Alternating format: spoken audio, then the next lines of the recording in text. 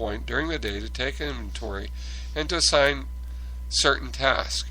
We were required in the event of an invasion.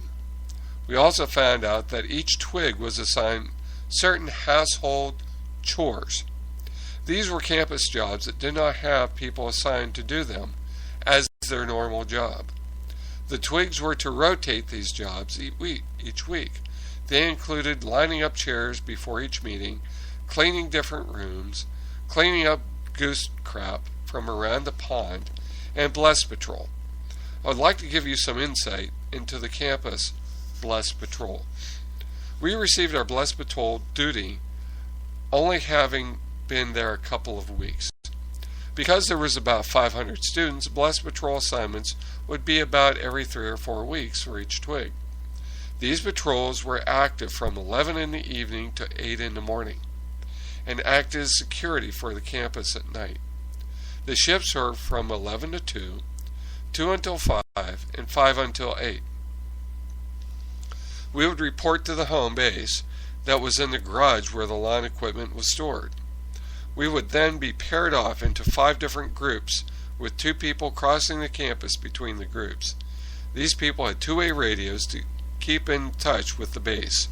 We would go out to our different locations to patrol the perimeters, make sure doors were locked and that no one was trying to get onto campus.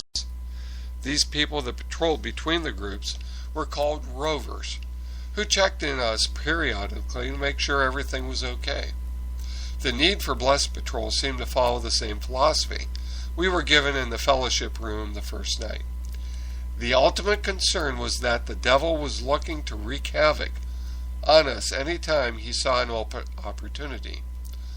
By us patrolling the grounds and praying for the ministry of the students and ourselves, we would give the devil no chance to take advantage of us. Physical fitness was one of our Way Corps principles and a priority for Way Corps members.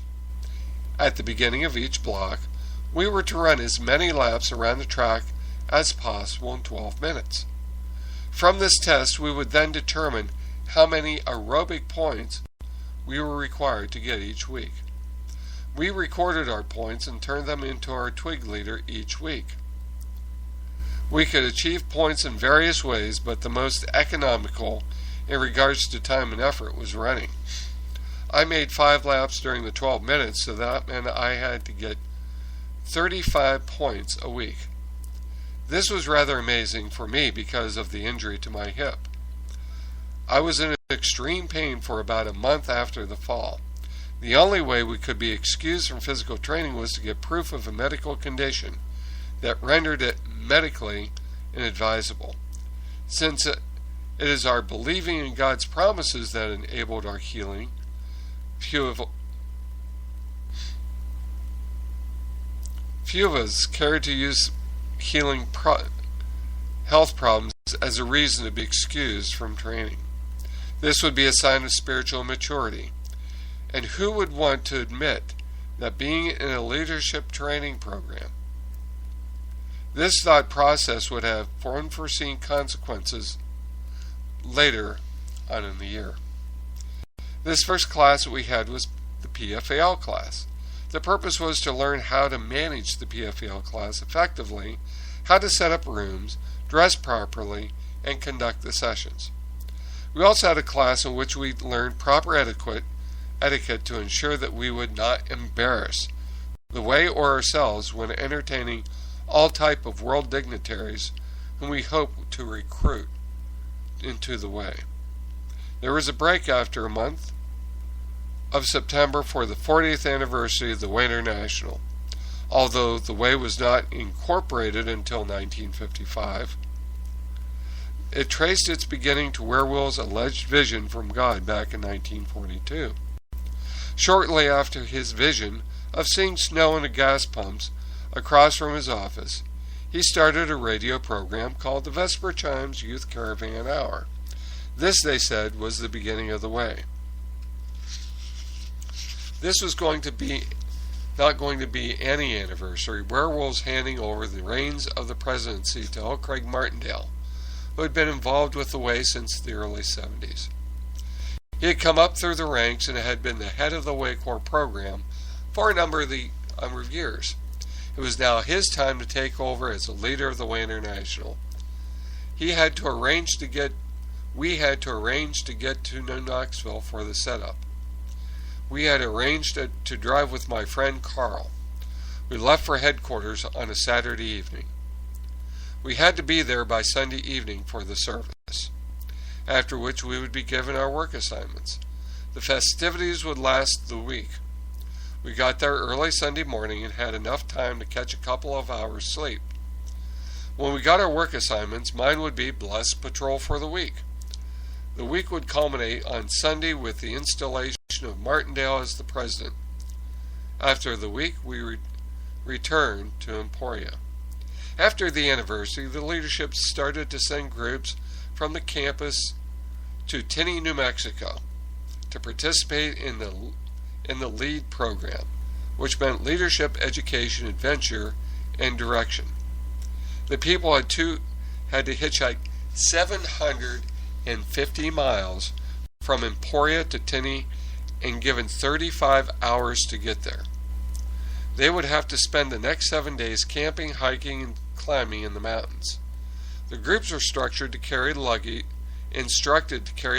rather than backpacks, to present a more civilized appearance. $20 was given to each person so they would not be picked up for vagrancy. And the $20 had to be returned when the trip was completed. You were not allowed to take any more than this. If people did not make it in the allotted time,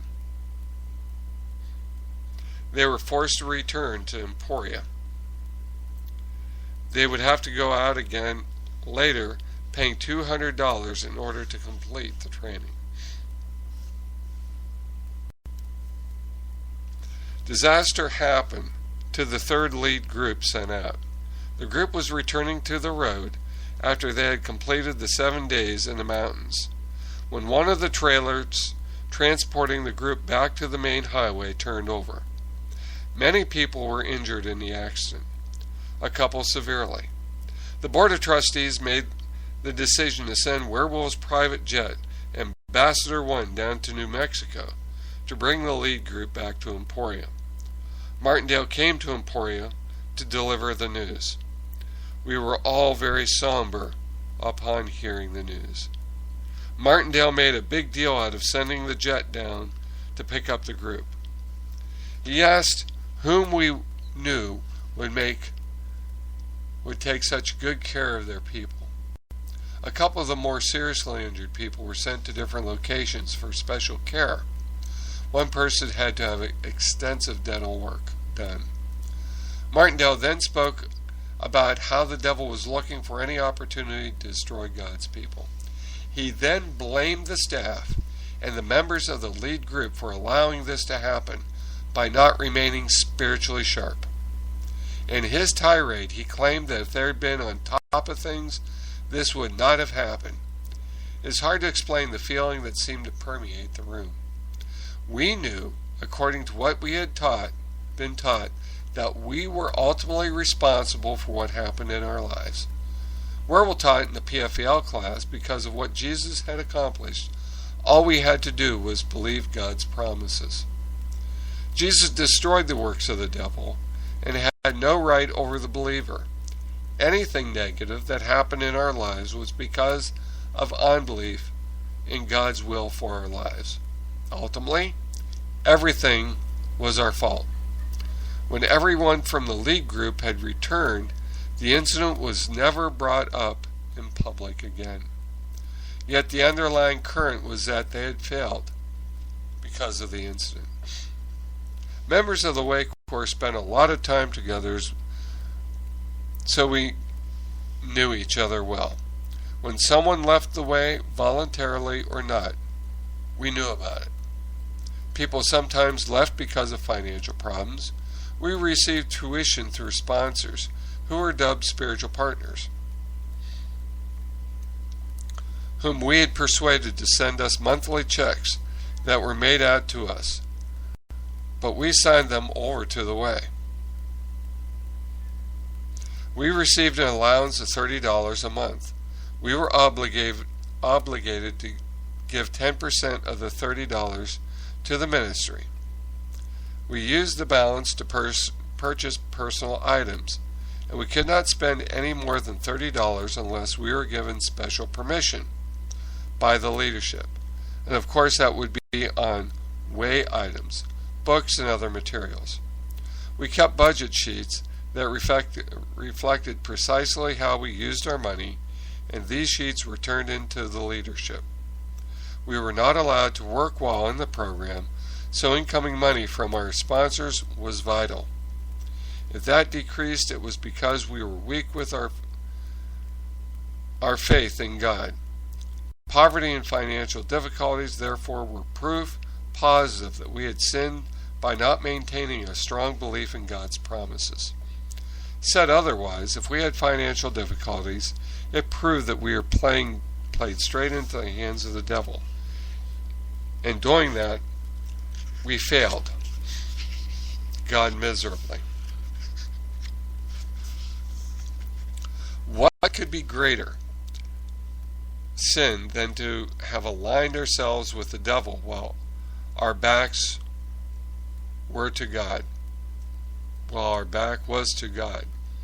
We were forbidden to express any degree of negativity relative to the way, or anything else for that matter.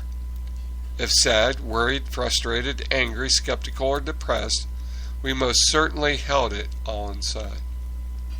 Therefore, departures came without warning, since those departing never complained of anything to anyone prior to leaving the way. Very few people who left in the first year in residence ever returned to the program.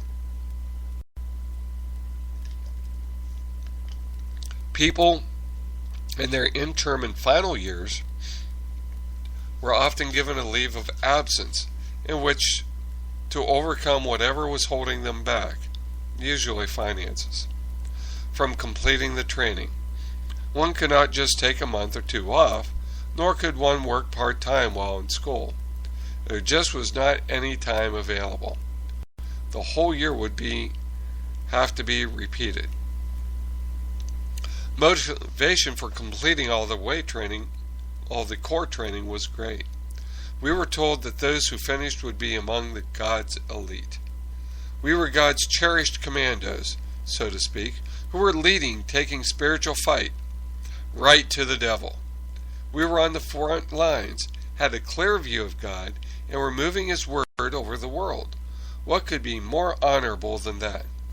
We never spoke of those dismissed from the Way Corps, but each departure provoked wonderings about the factors that precipitated them, and questions about how we could prevent getting ourselves in that same situation that might bring about our getting kicked out of the Way Corps as well.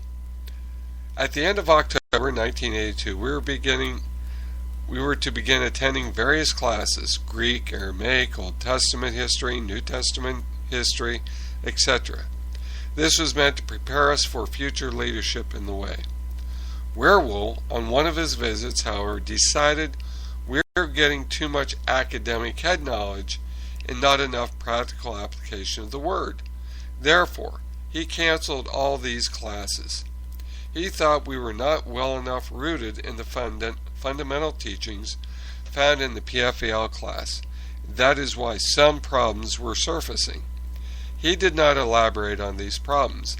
I later found out that these problems were people finding out that through their independent research that there were gaping holes in his teachings, his theology. So we returned to the basics and were directed back to resume our basic training. We said not one word about his decision. We knew that Wierwille was the man of God, and we accepted his instructions without question. One of the basic classes was Christian communication skills, a course taught by Reverend David Bedard. The purpose of this class was to recruit more effectively people into the way. It was our job to sell the PFAL class. To do this, it was necessary to learn effective sales techniques. We were given a number of handouts and lists of books we should read in order to become more proficient